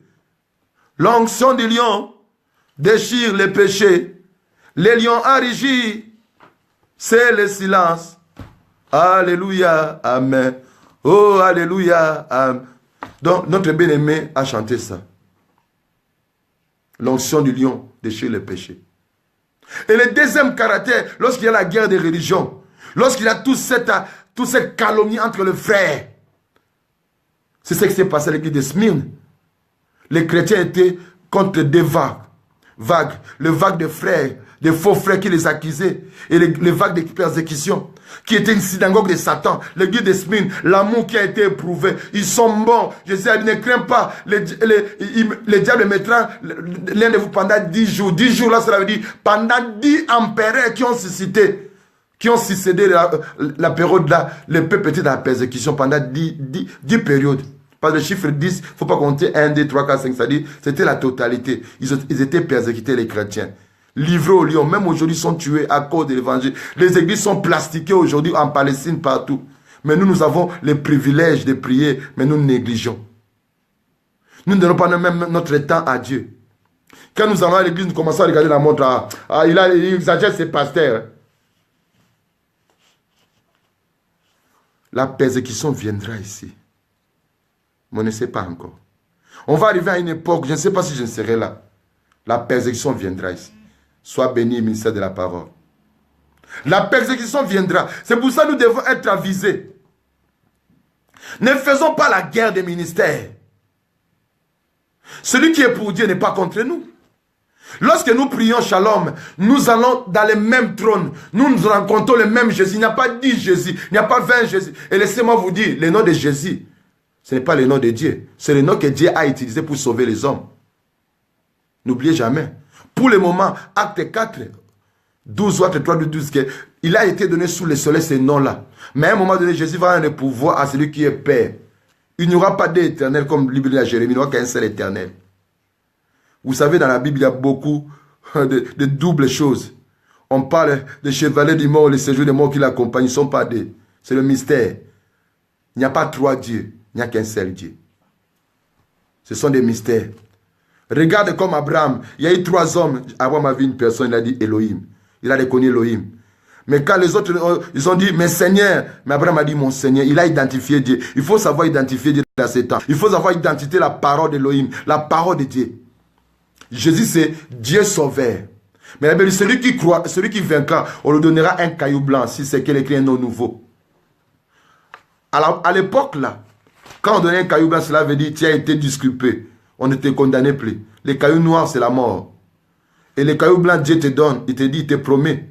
Il a promis à l'église là de Smyrne, je crois. Les cailloux blancs. Un nom nouveau. Le nom de mon Dieu. Alléluia. Gloire à Dieu. Mais nous continuons le nom de Jésus. Nous allons utiliser le nom de Jésus. Jusqu'à la fin. Bien-aimés, arrêtons la guerre. Parce que pourquoi est-ce que ces sauts sont ouverts pour nous? C'est pour nous attirer. C'est attirer notre attention. Dieu crée une crise pour nous attirer. Dieu crée une situation pour nous attirer. Des fois, nous sommes dans notre confort. Nous trouvons ça normal. Nous faisons notre Père qui est aux cieux. Nous trouvons ça normal. Nous donnons la dîme, nous faisons ceci. Nous trouvons ça normal. Mais Dieu peut créer des situations comme les enfants d'Israël. Jésus, dans Acte 1, verset 8, a dit, vous serez mes témoins à Jérusalem, à Samarie, à jusqu'à l'extrémité de la terre. Acte 1, verset 8. Acte 2, le Saint-Esprit descend, langue de feu, tout ça, Pierre sort, il parle. Le Seigneur, plusieurs gens se sont, 3000 personnes se sont ajoutées. Mais ils ont commencé seulement à rester à Jérusalem. Dieu a dit non, non. Mais ces gens n'ont pas compris qu'ils devaient être mes témoins jusqu'au sommet de la terre. Il a provoqué la persécution. Ils ont commencé à fuir. Et en fuyant, ils annonçaient les paroles de Dieu. Dieu peut provoquer quelque chose. Dieu peut permettre quelque chose pour que l'évangile vienne ici. Ces gens-là, quand ils ont provoqué la guerre, ils ont provoqué ceci, quelque part, ils n'ont fait que servir les intérêts de Dieu, car tout concourt bien de ceux qui aiment Dieu. C'est ce qui nous a poussé à venir ici, de proclamer aussi la parole aujourd'hui sur Facebook. Gloire à Jésus. Le cavalier de la guerre veut dire seulement, si tu ne crois pas au prince de la paix, tu vas rencontrer le chevalier de la guerre. Si tu ne veux pas trouver la paix, Jésus a dit, cherchez la paix et la sanctification, sans laquelle personne ne peut voir Dieu. Cherchons la paix avec tout le monde. Si nous ne cherchons pas la paix, nous allons rencontrer les chevaliers de la guerre. Même Dieu, quand il a apparu à Gédéon, Gédéon était agité. Pourquoi Dieu a dit à Gédéon que la paix soit avec toi? Pourquoi il a apparu à Gédéon sous le thème de la tribu de Jéhovah Shalom? Parce qu'il a vu que Gédéon n'était pas en paix. Il a dit que la paix soit avec toi d'abord. Et ce soir, je vais dire à quelqu'un, aie la paix en toi. Aie la paix. Nous ne sommes pas, ce n'est pas la course. Le ministère, ce n'est pas la course. Le ministère, ce n'est pas la concurrence. C'est un travail difficile, bien-aimé. C'est pour Dieu. Nous ne faisons pas la concurrence, nous servons Dieu. Nous devons manifester l'amour. Nous devons aider les autres. Nous devons aider ceux qui commencent. Nous devons aider les conseils, les faibles commencements. Et nous devons considérer ceux qui sont avant nous. Nous ne devons pas déplacer les bornes que les anciens ont posées. Le ministère, ce n'est pas une compétition. Jésus a dit dans la parabole de Matthieu 20, tout le monde a eu le même salaire. Même ceux qui ont commencé, même les ouvriers de la dernière ère, ils auront le même salaire. Mais ce n'est pas une compétition. Respectons nos aînés dans les ministères. Respectons-les. Soyons respectueux. Même si tu as 500 personnes à l'église. Même si tu as 1000 églises, et que ton aîné n'a que 2 personnes, n'a rien, respecte-les. Que Dieu nous bénisse, alléluia. Arrêtons la guerre. Car celui qui veut vivre toujours dans les conflits, il va rencontrer les cavaliers de la guerre. Et nous avons parlé, quand l'agneau a ouvert le 3e sceau, c'était l'homme, la famine. C'est l'homme. L'homme, c'est-à-dire l'homme doit être formé. L'homme doit être instruit. L'homme, c'est l'intelligence. L'homme, c'est l'amour. L'homme, c'est le prophète. Celui qui va annoncer. Le fils de l'homme, c'est l'appel qu'on appelait le prophète. L'homme, c'est l'humanité. Dieu appelle à notre humanité. Dans les temps où nous traversons, les temps de la famine, nous devons manifester l'amour. Que Dieu bénisse les bergers Mabonzo et tous ces gens qui font. Ces Asbel-là, que la prophétesse qui est au Congo, là, qu'elle soit bénie, cette prophétesse-là qui fait des Asbel, que mon frère Gilles soit béni, que mon frère, tous ces gens-là, Michel Bankenda, tous ces gens-là qui aident les pauvres, que Dieu les bénisse, qui ont fait des fondations pour aider les gens, que Dieu les bénisse. Mon frère Béger Mabonzo, il a apporté la nourriture aux gens, au SDF de la rue. Dieu le bénisse. Ce n'est pas dit qu'il est riche avec le paix qu'il a, il a donné. C'est ça ce que Dieu veut. Devant toutes ces crises-là, la solution devant cette famille spirituelle, c'est la charité, c'est l'amour, c'est le partage. Si tu vois ton frère à l'église, il n'a pas une belle chaussure, prends une chaussure, donne-lui, demande son pied, achète-lui. Moi, je me rappelle d'une femme là. Il y a longtemps, je portais une chaussure qui n'était pas bien. Cette femme a porté une chaussure, pour moi, c'était très important. Vous savez, il y a quelqu'un, pour toi, peut-être 20 euros, c'est rien. Mais quelqu'un, quand tu donnes 20 euros, tu lui donnes même comme si tu as donné 500 euros. Cette femme m'a donné la chaussure. Je n'avais pas de chaussures. Je venais à l'église avec des chaussures qui n'étaient pas bien. Cette femme m'a donné la chaussure. Je n'oublierai jamais cette femme. Comme Jésus a dit, on parlera de cette femme. Moi aussi, j'ai parlé de cette femme à mes enfants. Je ne citerai pas son nom sur Facebook. J'ai parlé de cette femme à mes enfants. Je dirais à mes enfants, faites du bien. Faites du bien. Le bien n'est jamais pourri. Bien-aimés, nous faisons qu'un résumé. La famine est venue. La famine est venue parce qu'on a rejeté le pain de vie. Le pain de vie. La famine spirituelle est venue à créer la famine physique. Les gens ont tourné le dos, comme la Bible dit, à la source d'eau vive pour aller boire dans les citernes vides et crevassées. C'est ce qui se passe aujourd'hui. Nous vivons dans la médiocrité, dans la misère la plus totale. Parce que les gens disent comme au temps, dans Psaume chapitre 2, les gens se coalisent, les gens se mettent ensemble et disent, ligons-nous contre l'Éternel, contre son oint. Il faut ce qu'on appelle une mondialisation. Il faut en disant que non, la mondialisation a existé depuis longtemps. Ce qu'ils disent. Allons ensemble, nous allons avancer. Tout ça pour se révolter contre Dieu. Et cet homme-là, il n'est pas chrétien. Thomas Guénolé, il a dit, mondialisation malheureuse. J'ai lu son livre. Il a dit, cette mondialisation, elle est malheureuse. Il parle comme un prophète. Il a déjà annoncé que cette mondialisation va aboutir à rien.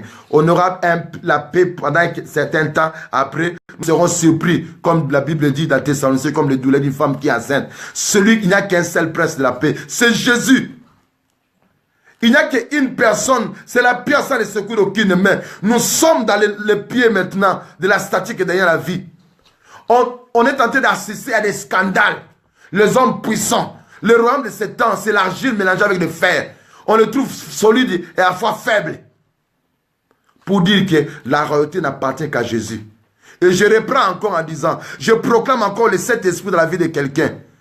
Il disait d'une voix forte, et je dis d'une voix forte, l'agneau qui a été immolé est dû de recevoir puissance. Vous qui croyez à l'agneau de Dieu, recevez la puissance de Dieu, la richesse de Dieu, la sagesse de Dieu, la force de Dieu, l'honneur de Dieu, la gloire de Dieu, la louange de Dieu soit avec vous. Au nom de Jésus-Christ. Quand on tourne les dos au pain de vie, on devient affamé. C'est pour ça que Jésus les a dit, vos pères ont mangé le pain dans le désert, ils sont morts. C'est ici la vraie manne. La manne, c'est la bénédiction messianique. La vraie bénédiction messianique, c'est la manne. Jésus dit, je suis le pain de vie qui est descendu du ciel. Il a dit, celui qui mange ma chair et boit mon sang. Ils ont fait la traduction, ils sont morts.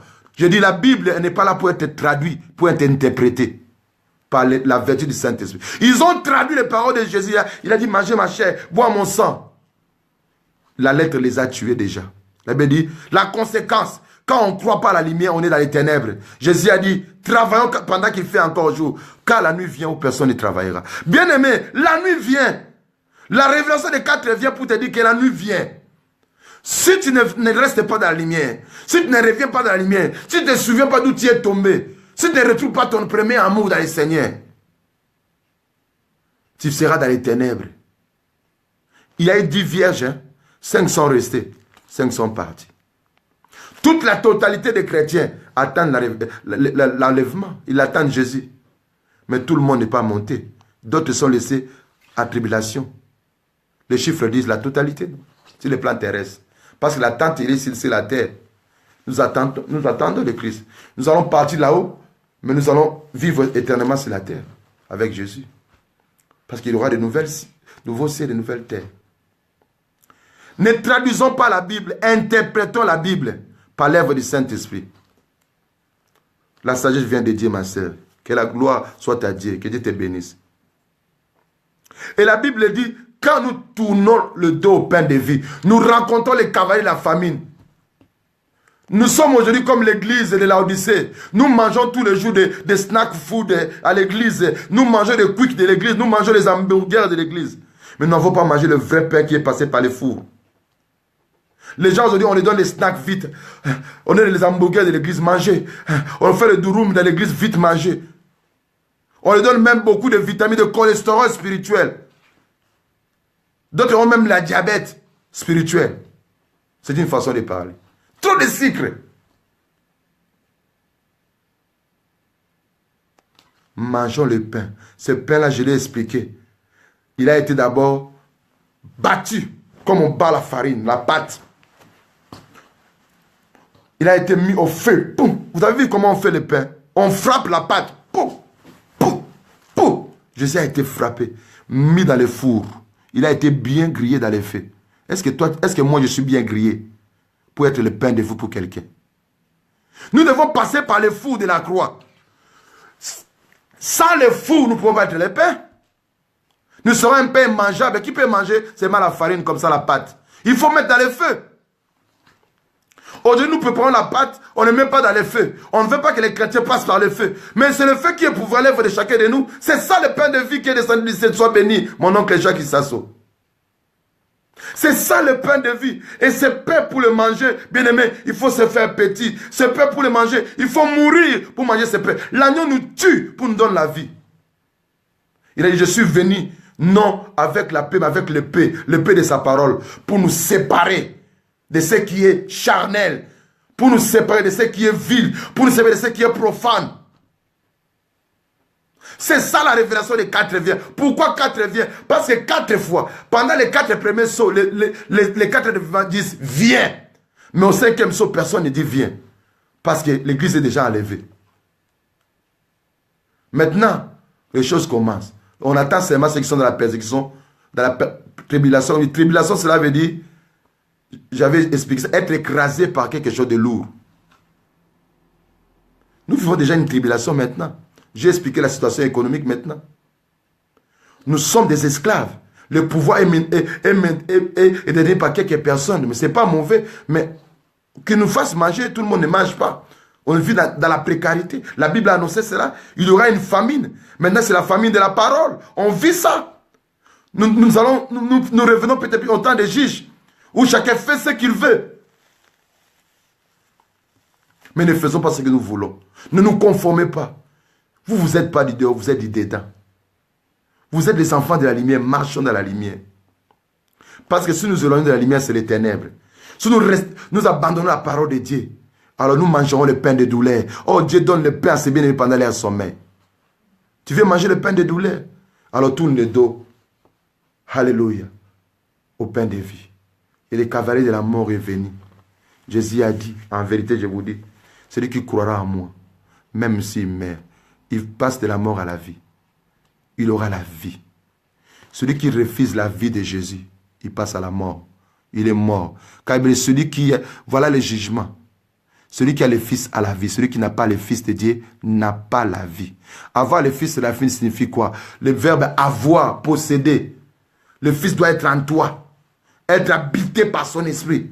Donc c'est comme une possession, mais pas démoniaque. Le mot posséder, avoir. Je n'écris pas posséder. Donc avoir le Fils en toi. Parce que si nous ne recevons pas Jésus, si nous disons comme les chrétiens de Laodicée, cette église-là vraiment de l'illusion qui symbolise le panier qui a été jeté dans le monde, dans l'eau, plusieurs poissons sont à l'intérieur. Où il y a tout, n'importe quoi. L'église est tiède, l'église que le Seigneur veut vomir. Mais le Seigneur donne. Le Seigneur est tellement bon.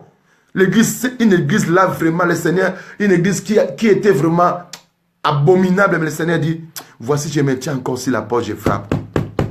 Ouvre-moi. Au lieu, le Seigneur frappe dans le cœur de quelqu'un. Par la révélation des 4 viens. Le Seigneur vient te frapper dans ton cœur. Ne joue pas avec l'œuvre de Dieu. Ne joue pas avec... S'il y a des aventuriers, nous ne sommes pas tous des aventuriers. Cette parole, elle est vraie, bien-aimée. Ne joue pas, ces choses arriveront.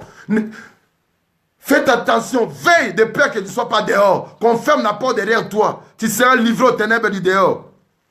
C'est le temps pour nous de nous préparer. C'est le temps pour nous de relever la tête. C'est le temps pour nous de rester à l'œuvre de Dieu. La Bible dit que celui qui s'essuie encore. Mais le temps est proche. Quand le temps est proche, ça veut dire c'est l'imminence de ces événements. Ça va arriver. Alléluia. Quand je parle des crépuscules de Dieu, le crépuscule est là, mais personne ne le voit. Moi, je l'ai vu dans le monde spirituel. Vous le verrez. Parce que le crépuscule de Dieu arrivera. Alléluia. Parce que la Bible dit même le soleil se couchera. Le soleil, quand il se couche, c'est le crépuscule, non? Le jour du Seigneur, c'est le crépuscule. Ça ne peut pas arriver avant l'enlèvement. J'annonce déjà les crépuscules de Dieu. C'est ça mon message, les crépuscules de Dieu. Jésus est la vie. Croyons à lui, nous aurons la vie. Il donne la vie. Il a dit dans Jean chapitre 5, je vais lire encore ça. Bien-aimé, excusez-moi, Jésus dit que je prenais un peu de temps parce que nous allons prier bientôt. Jean chapitre 5, c'est important parce que nous allons terminer aujourd'hui. Pendant les cavaliers de la mort, c'est là où nous terminons. Nous devons avoir la divinité, nous devons avoir les regards de l'aigle. Nous devons monter. Alléluia. Lisons la parole de Dieu, bien-aimé. Aimons la parole de Dieu. Passons notre temps à lire ces paroles, bien-aimés. Ça va changer notre vie. Parce que Jean, c'est l'aigle. Quand on lit Jean, il faut prendre la hauteur. Jean nous amène dans la hauteur. Jean nous dit quelque chose. Jean commence différemment des autres. Au commencement, oui, les signes sont visibles, bien-aimés. Les signes sont visibles. Je confirme aussi, sont visibles. Au commencement, c'était la parole. Oh, est-ce qu'il était au commencement? C'est-à-dire Dieu l'a amené au commencement. Dieu l'a amené au commencement. Et si tu crois en Dieu, Dieu va t'amener parce que Dieu est en train de révéler. Il est en train de préparer son âme. Jean chapitre 5, alléluia. À partir du verset 34, la Bible dit quoi? Alléluia. Alléluia. Alléluia. Alléluia. Oh Jésus, tu es merveilleux. Gloire à Jésus. Jean chapitre 5, je suis là. Gloire à l'agneau de Dieu. Pour moi, ce n'est pas d'un homme que je reçois les témoignages. Mais je dis ceci afin que vous soyez sauvés. Alléluia. Jean était la lampe qui brûle et qui brille. Et vous avez voulu vous réjouir une heure à sa lumière. Moi, j'ai un témoignage plus grand que celui de Jean. Car les œuvres que le Père m'a donné d'accomplir, ces œuvres même que j'ai fait, témoignent de moi que le Père m'a envoyé. Alléluia. Gloire à Jésus. Ça, c'est le Christ qui parle. Le Christ qui parle et qui nous dit, les œuvres qu'il fait témoignent. Alléluia. Ces œuvres-là témoignent que le Père l'a envoyé. Jésus est l'envoyé du Père bien-aimé. Les témoignages qu'il rend, il a reçu ça de son Père. Et je lis encore ces passages-là. Alléluia. Oh, alléluia. J'aime ces passages-là. Alléluia. Je reviens encore à 24, la Bible dit. Au 23. Alléluia. Oh, nous allons lire ça encore. En effet, comme le Jean 5, verset 21, je lis encore. En effet, comme le Père ressuscite les morts et le fait vivre, de même aussi le Fils fait vivre qui il veut. De même toi, si tu as Jésus-Christ, tu vas ressusciter les morts. Tu as ressuscité quelqu'un qui était condamné à mort. Quelqu'un qui avait le cancer métastasé. Tu peux le ressusciter. Parce que les sept esprits de Dieu sont à toi. La puissance, la gloire, la force, l'honneur, la sagesse, la richesse, la louange de l'agneau. Le pouvoir sont à toi. La Bible dit, je continue à lire, bien-aimé, nous allons lire, parce que nous lisons seulement, nous lisons cette parole-là, mangeons cette parole-là, avalons cette parole-là, bien-aimé, avalons comme des comprimés de vitamines, pour avoir des vitamines spirituelles, bien-aimé. Alléluia, alléluia, alléluia, alléluia, pour manifester que nous sommes adoptés, pour dire vraiment au monde que nous sommes bénis, pour dire encore que pour manifester la charité de Dieu, pour dire que nous avons la divinité, pour montrer que nous avons de l'espérance, pour dire encore que nous avons la foi, alléluia. Pour dire que nous avons la grâce. Et pour enchaîner avec ces vitamines, on dit que nous avons la vie de Dieu. Alléluia. La Bible dit quoi? Afin que tous honorent le Fils comme ils honorent le Père. Celui qui n'honore pas le Fils n'honore pas le Père qui l'a envoyé. En vérité, je vous le dis, celui qui écoute ma parole et qui croit à celui qui m'a envoyé, a la vie éternelle et ne vient pas en jugement, mais il est passé d'un mort à la vie. Celui qui est ressuscité ne peut plus mourir. Ceux qui ont part à la, ceux qui croient, même s'ils meurent aujourd'hui, auront part à la première résurrection et ne seront plus morts. Parce que ceux qui mourront, ceux qui connaîtront la seconde mort, ceux qui n'auront pas part à la première résurrection. La Bible dit, errez ceux qui auront part à la première résurrection, car la seconde mort n'aura pas d'emprise sur eux. Que Dieu nous fasse grâce. Dieu veut que nous soyons ceux qui résisteront en premier. Que nous, quand il sera assis sur son tribunal ce jour-là, que nous soyons ceux qui auront part à cette résurrection. Quand nous croyons en Jésus-Christ, nous avons la vie. Et quand nous tournons les doigts à Jésus-Christ, nous sommes dans les ténèbres de la mort bien-aimée. Et nous avons vu quand Adam et Ève, Adam n'a pas écouté Dieu. Qu'est-ce qui s'est passé? Il était déjà mort. Spirituellement, il était mort. J'ai parlé de la mort spirituelle. J'ai parlé de la mort physique, maladie. Comme cet cavalier-là, il donne la mort. Il est vert pâle. Cela veut dire qu'il est la mort. Il n'a aucun instrument. Il n'a pas de couteau, il n'a pas d'épée, il n'a pas de couronne, mais il tue. Sa présence même, c'est la mort. La Bible dit qu'il a reçu le pouvoir de faire périr un tiers des morts. Comme aujourd'hui, la plupart, même un tiers de la terre, même un quart de la terre, ils sont dans l'aveuglement, dans la séduction. Dieu a permis que l'antéchrist fasse des miracles, que l'impie fasse des miracles pour nous éprouver. Pour nous éprouver. Pour savoir qu'est-ce que nous avons dans nos tripes.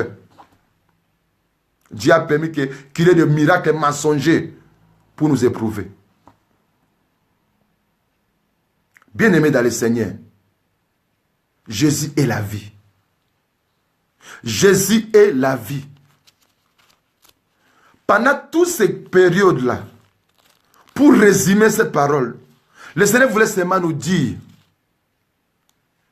de ne pas cacher les talents qu'il nous a mis, d'avoir une oreille attentive, d'écouter sa parole, de ne pas oublier notre identité qui nous sommes. Si nous sortons, ce n'est pas que nous avons une identité. On n'appelle pas n'importe qui. Quand on dit viens, c'est parce que tu as été appelé, tu as été choisi. Celui que tu es en train de chercher, il t'a déjà cherché le premier. Parce que Dieu a toujours fait le premier pas. Il a dit, personne ne peut venir à moi si le Père ne l'a pas attiré. Le Père t'a attiré, mais tu ne sais pas. Il a mis en toi ce désir ardent de chercher Christ. Si tu es là, parce que le Père t'a attiré pour écouter ses paroles. Voilà pourquoi nous allons écouter l'avertissement que Dieu nous donne dans Hébreux. Avant de passer à la prière, excusez-moi, j'avais dit que je vais prendre un peu de temps aujourd'hui, parce que je vais un peu de conclure. La seule chose que vous devez comprendre, 4 choses. Écoutons la parole de Dieu pour ne pas tomber à la séduction. Cherchons la paix avec tous pour ne pas rencontrer les cavaliers de la guerre. Mangeons le pain de vie, Jésus-Christ croyant en lui, pour ne pas tomber dans la famine spirituelle. Car la Bible dit, je souhaite que tu prospères à tous égards, qu'on prospère, tu sois en bonne santé, qu'on prospère l'état de ton âme. Cela veut dire, parfois quand nous sommes malades, cette maladie est d'abord dans notre âme, avant d'être dans la physique. Beaucoup de gens ont des maladies. La Bible dit, beaucoup de malheurs sont la part du méchant. Mais ce qui se confie à l'Éternel est environné de sa grâce. Beaucoup de gens ont des maladies dans leur corps parce qu'ils ne craignent pas Dieu parfois. Pas tout le monde. Il y a des exceptions qui confirment la règle. Mais beaucoup de douleurs sont pour la part des méchants. Mais ce qui se confie à l'Éternel est environné de sa grâce. Confier à l'Éternel, faire confiance en Dieu. Je vais lire un passage ici. Dans Hébreux. Hébreux chapitre 12. Alléluia.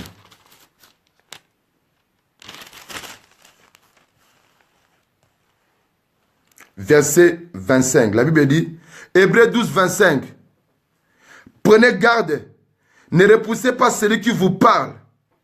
Car si ceux qui repoussaient, celui qui, si la terre les avertissait, n'ont pas échappé au châtiment, à bien plus forte raison, ne pourrons-nous y échapper nous-mêmes si nous nous détournons de celui qui, le ciel, nous avertit. Sa voix ébranla alors la terre. Et maintenant, il nous a fait cette promesse. Une fois encore, je ferai trembler non seulement la terre, mais aussi le ciel.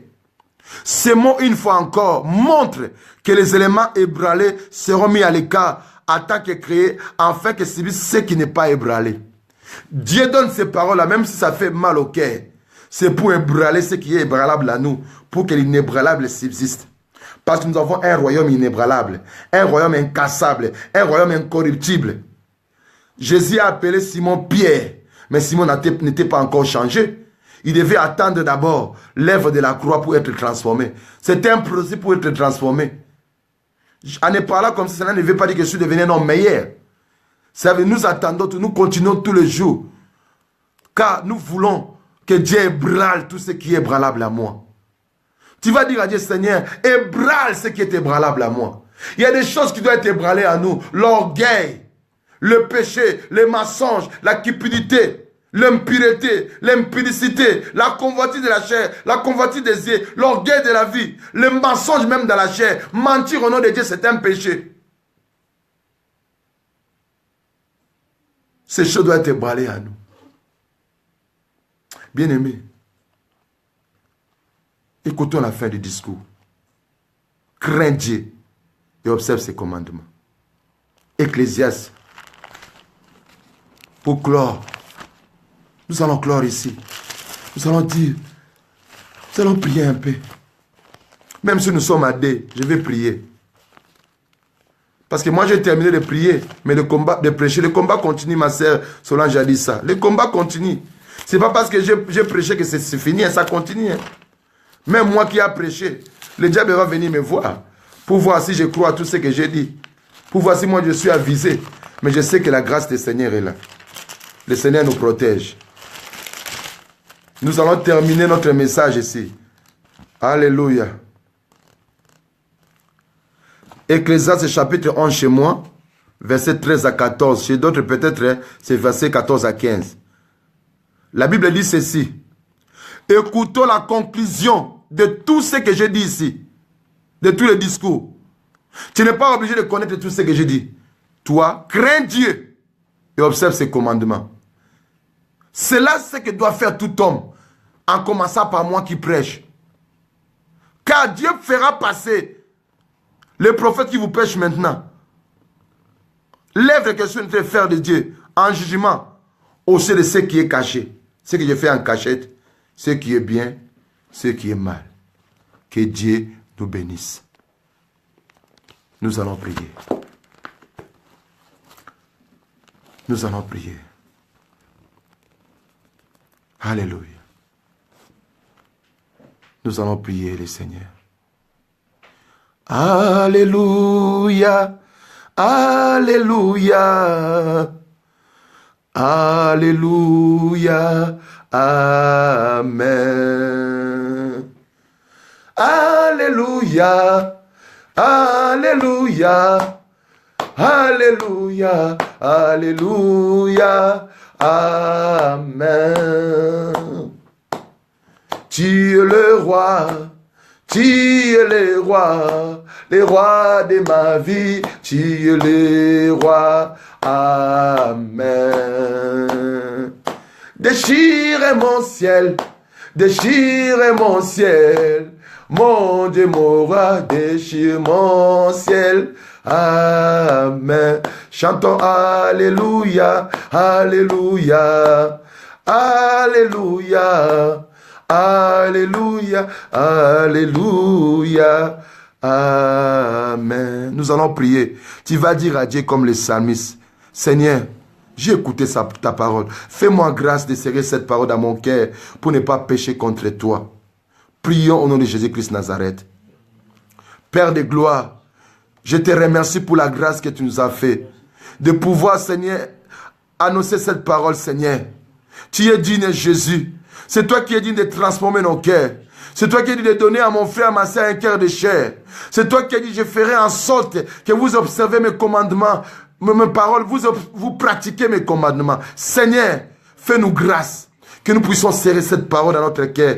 Cette parole, Seigneur, afin de ne pas pécher contre toi, afin de ne pas être à côté de ta volonté, afin de ne pas faire ce qui est mauvais, désagréable et imparfait, mais afin de discerner ta volonté, Seigneur. Oh Père, je viens auprès de toi. Je viens prier, Seigneur, pour mon frère, pour ma sœur. Aide mon frère, ma sœur, à faire ta volonté. Aide mon frère et ma sœur à serrer cette parole dans son cœur, afin de ne pas pécher contre ta parole, afin de ne pas pécher contre tes ordonnances, afin de ne pas pécher contre tes instructions, Seigneur. Aide-nous, Seigneur. Tu as dit que nous devons veiller pour ne pas tomber à la tentation. Nous devons veiller et prier. Seigneur, nous devons être vigilants et passer à la prière, car la chair est faible. La chair a des désirs qui sont contraires à ceux de l'esprit. Seigneur, oh Dieu de gloire, je ne veux pas combattre ta volonté. Que ma volonté ne te combatte pas, Seigneur. Que ma chair ne combatte pas l'Esprit de Dieu. Seigneur, aide-moi. Seigneur, sépare-moi de ce qui est vil, de ce qui est impie, de ce qui est souillé, de ce qui est abominable, de ce que tu es, Père, afin que je sois tout à toi. Afin que je serre cette parole dans mon cœur, Jésus. Afin que je marche tous les jours, Seigneur, en observant ta parole, Jésus. Je ne sais pas quand est-ce que tu vas me rappeler à toi, Seigneur. Je vais, Seigneur, oh Dieu, serrer cette parole dans mon cœur. Je vais la serrer dans mon cœur, car elle est vie et esprit. Cette parole a des potentiels, a la vertu de donner la vie dans ma vie. Seigneur, nous ne voulons pas être des auditeurs oubliés. Tu as dit que le messager et le message doivent être la même personne. Ce n'est que je reflète ce que je suis en train de dire. Ce n'est fais-moi grâce. Fais-nous grâce, Seigneur, cette nuit. Fais-nous grâce, Seigneur. Fais grâce aussi à celui qui écoutera après, Seigneur. Ce n'est viens ébranler ce qui est ébranlable à moi. Viens ébranler. Il y a des choses peut-être que je ne connais pas qui sont ébranlables. Pierre était un homme agressif, un homme violent. Il a même coupé l'oreille de Malchus. Mais le jour où il avait le Saint-Esprit, Pierre était transformé. Le Pierre qui t'avait régné, le jour du Saint-Esprit, Pierre est allé prêcher, il est allé même mourir d'une mort effroyable. Parce qu'il a compris, parce qu'il a été transformé, parce que l'ébranlable a été ébranlé, Pierre était devenu inébranlable. Seigneur, endurcis mon frère devant le péché, afin qu'il ne pêche plus. Que mon frère soit dur, son frère soit dur comme un diamant, comme tu as dit à Jérémie, afin que mon frère puisse, Seigneur, oh Dieu, tenir ferme dans ce temps. Seigneur, nous n'avons pas besoin de faire beaucoup de prières. Ce n'est que, Seigneur, que tu ébranles ce qui est ébranlable à nous, afin qu'il n'ébranlable subsiste. Oh Père, visite mon frère, ma soeur cette nuit. Et ébranle ce qui est ébranlable à sa vie. Ébranle ce qui est ébranlable dans nos ministères, afin qu'il n'ébranlable subsiste, Seigneur. Fais-nous passer encore par le feu, Seigneur, si c'est possible. S'il y a encore des choses, des scories, des impuretés à nous, fais passer mon frère, ma soeur par le feu, afin que tout ce qui est impur reste dans le feu. Et le grand Dieu, merci pour ce temps. Nous ne voulons pas abuser du temps de nos bien-aimés. Bénis-les, Seigneur. Et qui sont restés connectés. Même ceux qui sont partis dormir, bénis-les. Ceux qui viendront après, ceux qui nous ont suivis et ceux qui ont eu des empêchements aujourd'hui, bénis-les, Seigneur. Écoute notre prière. Saint-Esprit, toi qui nous prends en charge. Toi qui intercèdes pour nous par des soupirs inexprimables. Toi qui nous conduis, toi qui connais notre faiblesse, tu viens parler, tu viens au secours de notre faiblesse. Viens, Saint-Esprit. Nous avons tellement besoin de toi dans ces périodes sombres. Viens encore nous éclairer. Viens encore nous aider. Enfin, quel inébranlable subsiste. Joseph devait passer par des situations difficiles.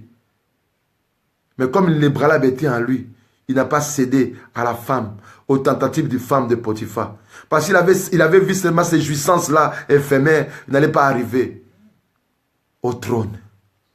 Seigneur, aide-nous à ne pas céder aux jouissances éphémères du péché.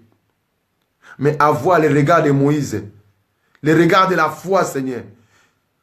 À regarder, Seigneur, au loin, la rétribution. Merci pour ce temps que nous allons passer avec toi, Saint-Esprit. Que le pouvoir, que la puissance, que la sagesse, que l'honneur, que la louange, que la gloire soit dans la vie de ton peuple. Que chacun manifeste ses attributs dans sa vie. Au nom puissant de Christ, que le Saint-Esprit de Dieu vous suive, vous touche maintenant. Soyez touchés. Et que la gloire de Dieu soit votre partage. Manifestez la gloire de Dieu là où vous passez. Partout où vous passerez. Que le Saint-Esprit de Dieu vous accompagne. Qu'on dise louange à Dieu dans votre vie. Qu'on dise la puissance, qu'on voit la puissance de Dieu dans votre vie. Qu'on voit vraiment la gouvernance du Saint-Esprit dans votre vie. Qu'on voit vraiment le pouvoir de ressusciter en vous. Dans le nom puissant de Christ. Et l'homme Dieu, je suis sorti, je fais ce que j'ai entendu. Seigneur, le reste, c'est pour toi. je crie. C'est pourquoi je dis Amen. Que Dieu vous bénisse. Nous acclamons le Seigneur Jésus. Nous acclamons. Et passez une bonne nuit. Merci pour votre patience. À la prochaine. Si Dieu nous fait encore grâce qu'on vienne ici, on viendra. Alléluia. À la prochaine. À la prochaine. À la prochaine. Alléluia. Alléluia. Au nom de Jésus. Alléluia. Avec M, ma sœur. Que Dieu te bénisse.